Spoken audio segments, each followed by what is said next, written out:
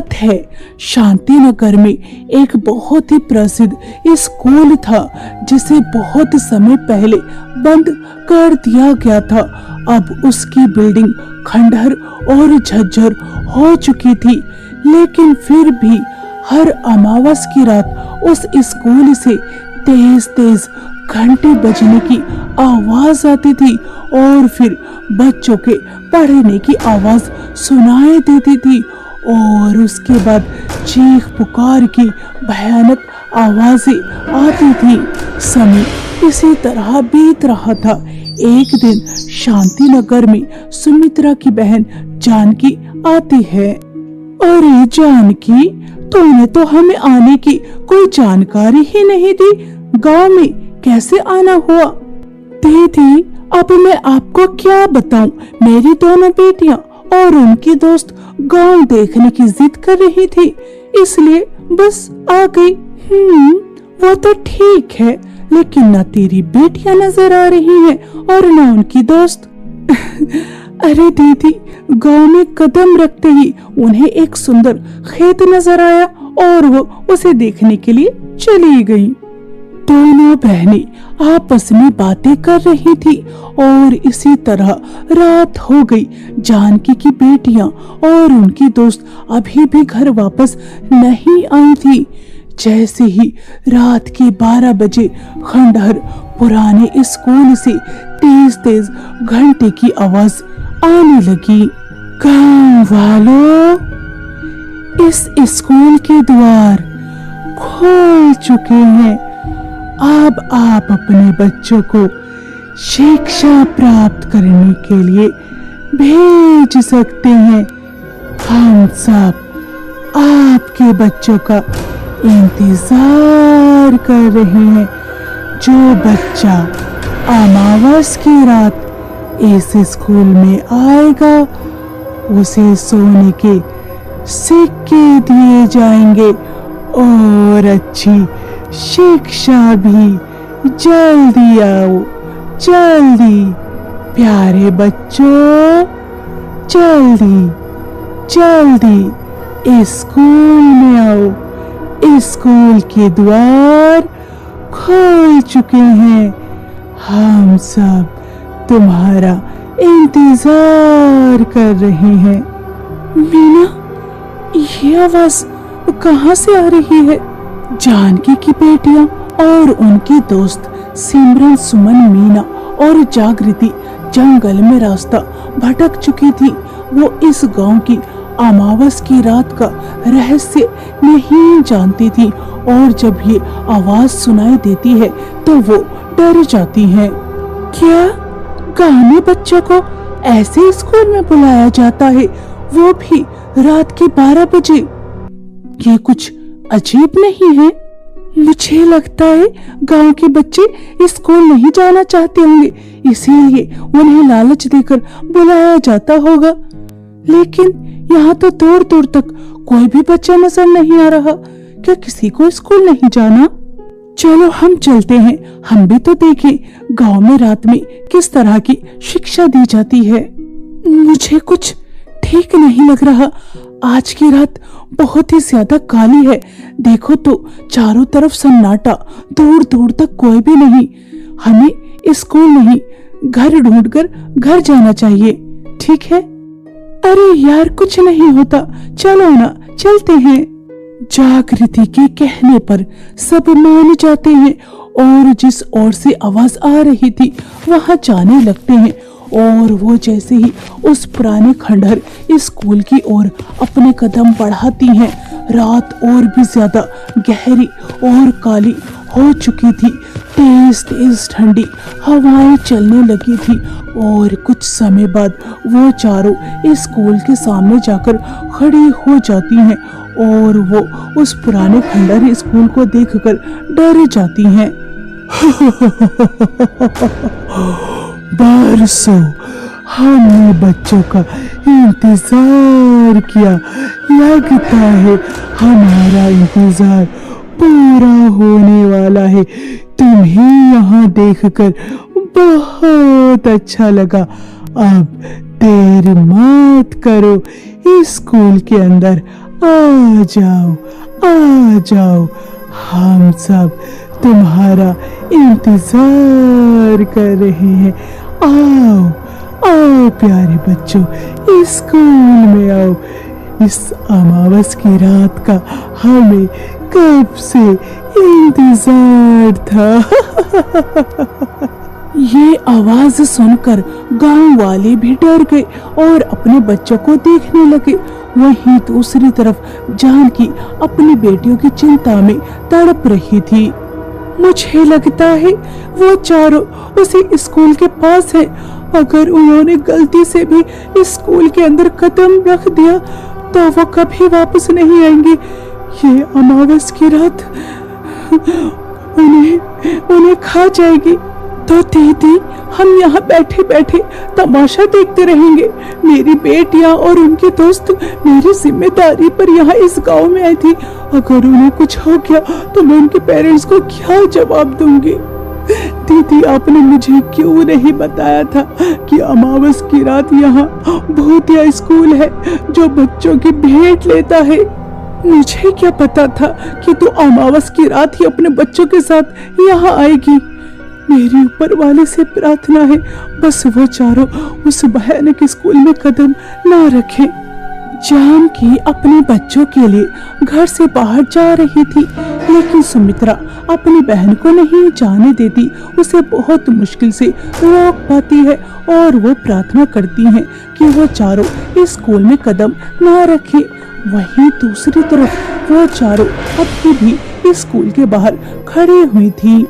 तो इस खंडहर स्कूल को देखने के बाद भी अब भी तुम इसके अंदर जाना चाहती हो? मुझे बहुत डर लग रहा है। देखो, ये स्कूल बहुत पुराना है, इसकी सारी खिड़कियां भी टूटी हुई हैं और देखो वहां पर खून के धब्बे भी नजर आ रहे हैं। मुझे लगता है हमें अंदर नहीं जाना चाहिए। अगर अंदर कोई चुड़ैल हुई तो अरे सिमरन, गांव में आते ही तुम भी गांव वालों की तरह भूत प्रेतों की बातें करने लगी। हम शहर में रहते हैं और शहर के लोग इन बातों पर विश्वास नहीं करते।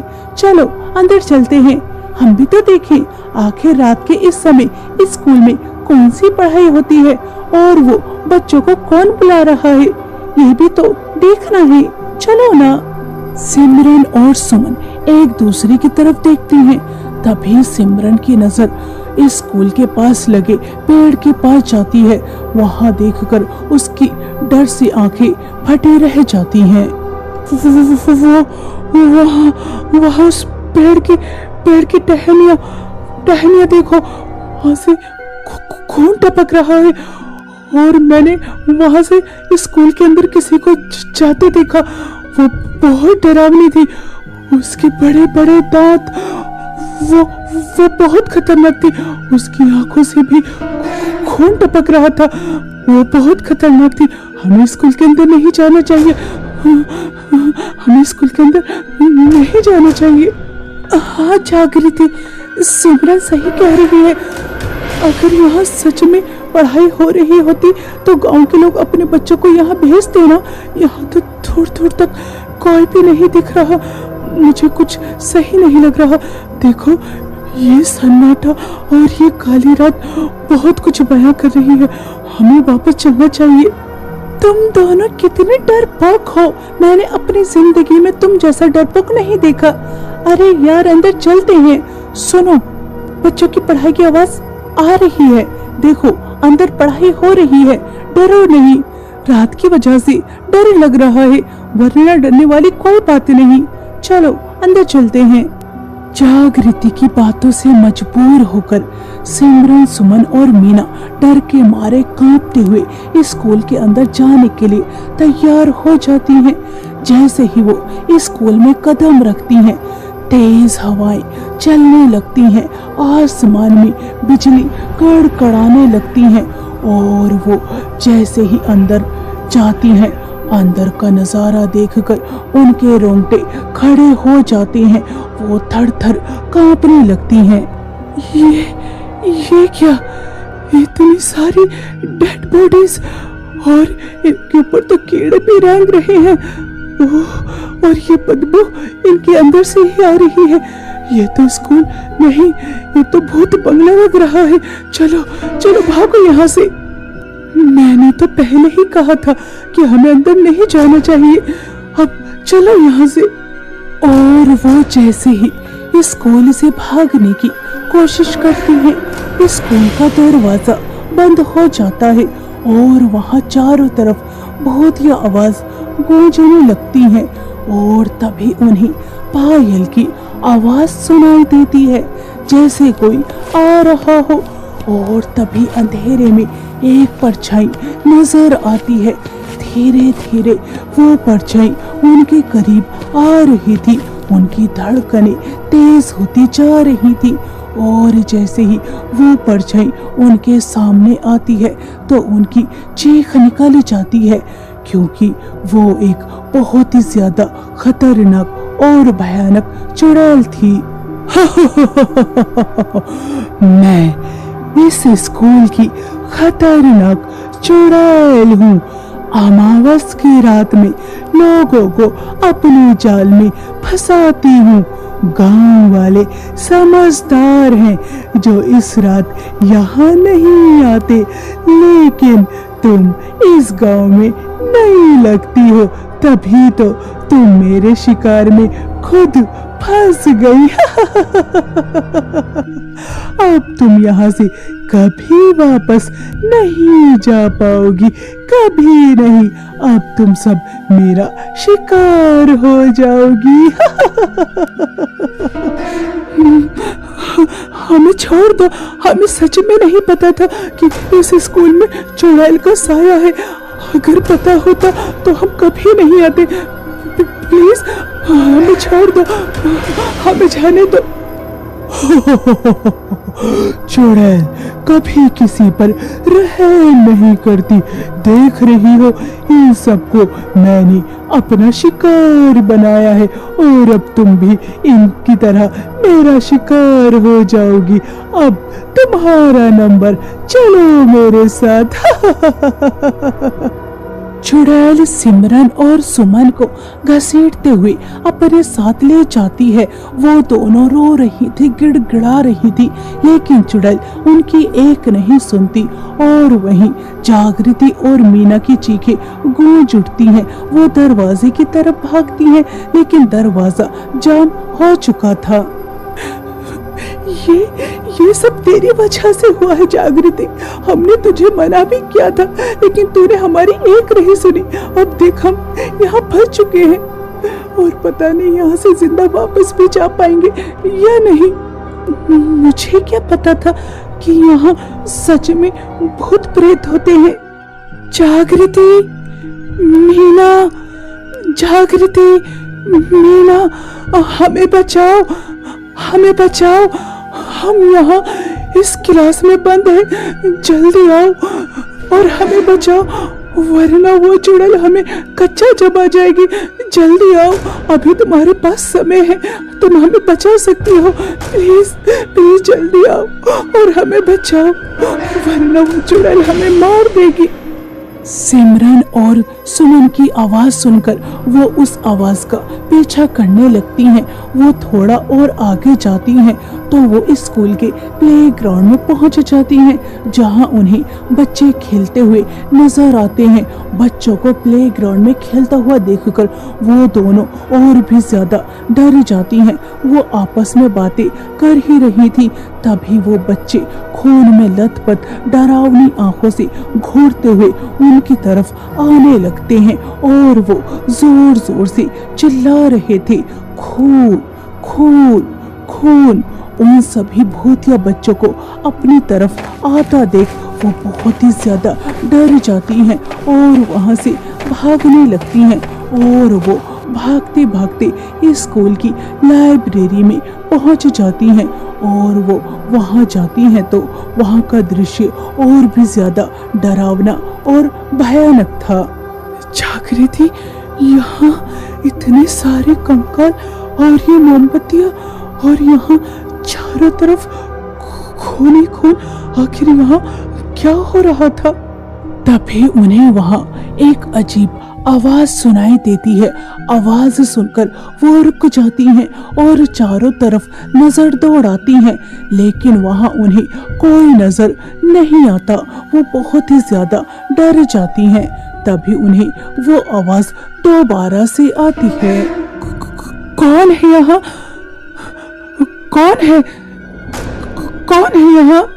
इस लाइब्रेरी की सेकंड शेल्फ में एक किताब है। जल्दी उस किताब को निकालो और उस किताब को खोलो।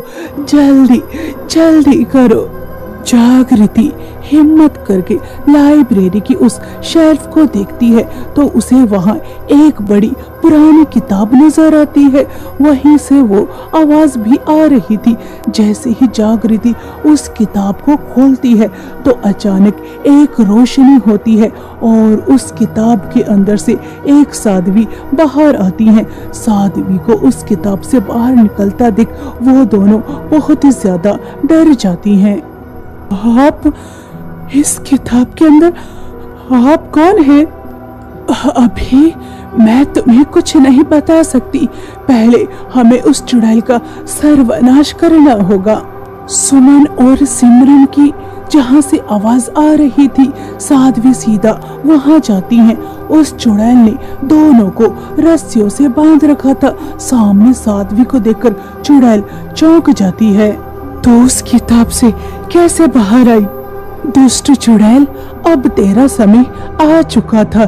तुझे जितना नुकसान पहुंचाना था पहुंचा दिया, लेकिन अब तू किसी का शिकार नहीं कर पाएगी। उसके बाद साध्वी अपनी आंखें बंद करके मंत्रों का जाप करने लगती है। चुड़ैल चीखते हुए जलकर राख हो जाती है। जैसे ही चुड़ैल मरती है चारों तरफ चीख पुकार की आवाजें आने लगती हैं। ये आवाज बहुत ही ज्यादा भयानक थी, जिसे सुनकर गांव के सभी लोग बहुत ही ज्यादा डर जाते हैं। कुछ समय बाद सब कुछ शांत हो जाता है और सभी स्कूल से बाहर निकलकर आते हैं। सुमन और सिमरन को भी बचा लिया जाता है। गांव के सभी लोगों को इकट्ठा किया जाता है। तुम्हें इस तरह डर कर पीछे नहीं हटना चाहिए था। तुम्हारे डर और कमजोर दिल की वजह से न जाने कितने मासूम लोगों की जान गई, लेकिन इन चारों बच्चों की वजह से हम उस चुड़ैल के चंगुल से आजाद हुए और उसका सर्वनाश कर पाए। अब तो वो चुड़ैल हमारे गांव में वापस नहीं आएगी ना? वो चुड़ैल जो अपने नापाक इरादों को पूरा करने के लिए इतने सारे मासूम बच्चों की बलि चढ़ाई, इतने लोगों को अपना शिकार बनाया ताकि वो अमर हो सके, वो इतनी आसानी से मरने वाली नहीं थी। इसलिए मैंने उस जगह को पवित्र मंत्रों से बांध दिया है ताकि वो दोबारा ना लौट सके। लेकिन मैं फिर भी यही कहूंगी कि रात के समय वहां मत जाना। क्या पता वो कब वापस आ जाए, और उस स्कूल में भी मत जाना।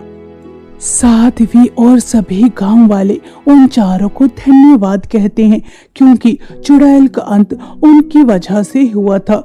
वो चारों बहुत ही ज्यादा डर चुकी थी और वो इस गांव में नहीं रुकना चाहती थी और वो वापस चली जाती हैं। और फिर अमावस की रात उस स्कूल से कभी कोई आवाज